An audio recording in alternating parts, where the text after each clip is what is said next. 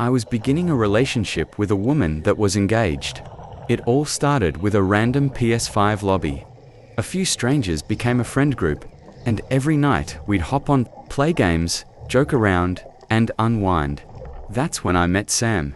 She laughed at all my dumb jokes. And before long, we started talking outside the game. At first it was normal conversation, but the flirting came fast. Soon we were FaceTiming, talking every day, and getting pretty close. She told me she lived with her ex, but claimed they weren't together anymore. She also painted him as controlling, abusive, and a terrible person. Then everything got serious. One morning, Sam called me crying. She said after a fight, her ex had sex with her.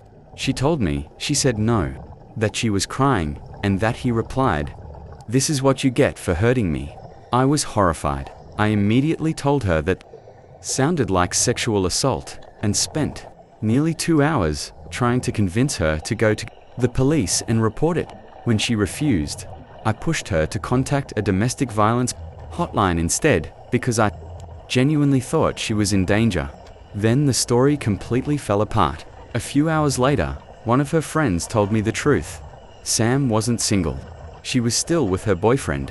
They'd been stuck in a toxic cycle for 13 years. And apparently, I wasn't the first guy she'd pulled into it, I was the fourth.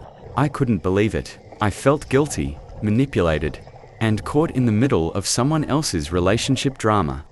I called her boyfriend, apologized, explained everything, and then blocked her on everything.